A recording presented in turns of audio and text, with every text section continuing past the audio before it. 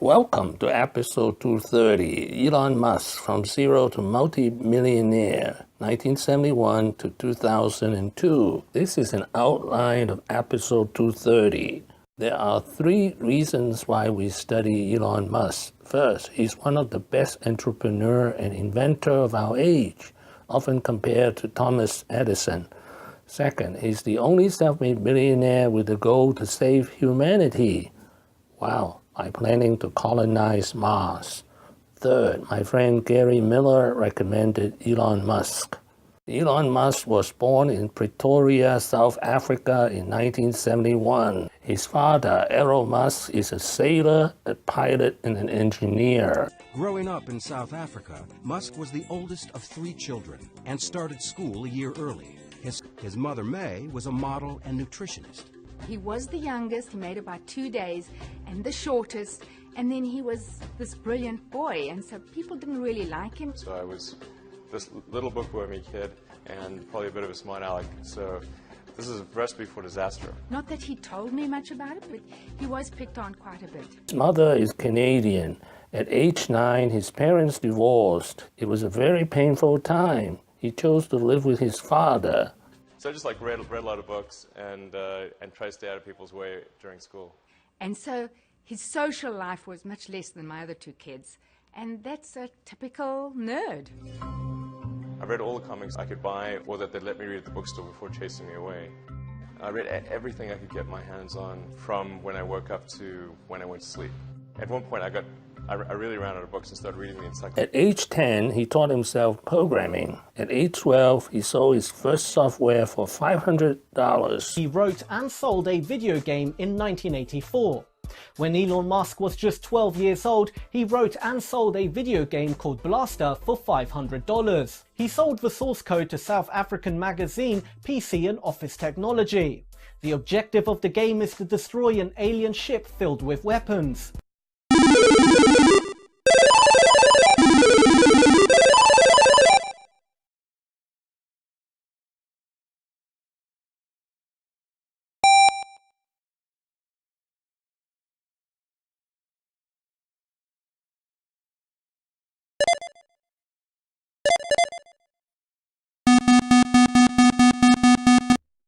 At age 17, he left South Africa to Canada to escape the military draft by the apartheid government. This is his picture of Elon Musk at Queen's University, Canada. In fact, when I went to college, I rarely went to class. I'd just read the textbook and then show up for exams. The big appeal of the university was being able to date girls my own age. I actually met my first wife there. After 2 years, he transferred to the University of Pennsylvania, where he earned 2 degrees. Got an engineering and business degree from the University of Pennsylvania and a scholarship to go to Stanford. Silicon Valley was the promised land.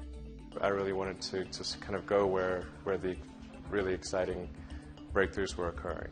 In 1995, Elon Musk spent only 2 days at Stanford University before dropping out to pursue his dream, the internet. At Stanford, I didn't even go to class. I called the chairman of the department and said, I'd like to try starting this internet company.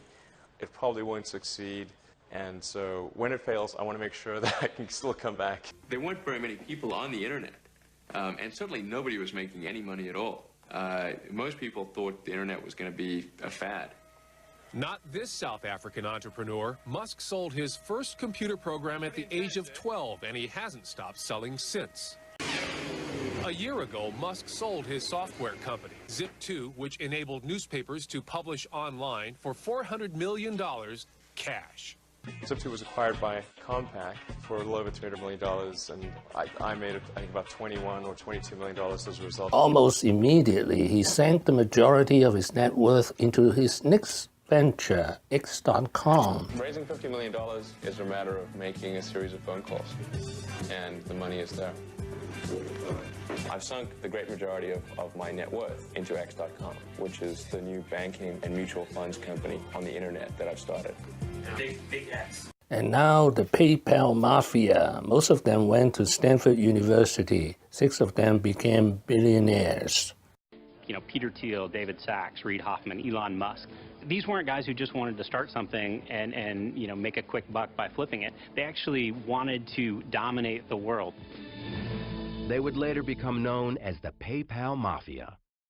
If Visa and MasterCard had shut down PayPal in 2000, we would have died almost instantly. And I was pretty worried about that. So I asked Reid if he could go and talk to the key players there, and he did, and came back and said he's convinced them to keep us open. The biggest competitor for PayPal was an 800-pound gorilla called eBay. Run by the tough and aggressive Meg Whitman, eBay was pushing their own payment service called BillPoint. On February 15th, 2002, PayPal went public, raising $70 million on its first day of trading. There were 4 separate rounds of eBay trying to acquire the company. 5 months after their IPO, PayPal finally agreed to the acquisition. Musk and his partners sold PayPal for $1.5 billion. Musk was the largest shareholder and walked away with $180 million. He was 30 years old. I could have bought probably a chain of islands, but that again, that was obviously just not of interest to me. What have I learned today? How Elon Musk made his first $180 million at the age of 30. Thank you for watching. Please subscribe and leave your questions and comments below. My next video will be Elon Musk, from electric car to rocket man. Wishing everyone peace and prosperity.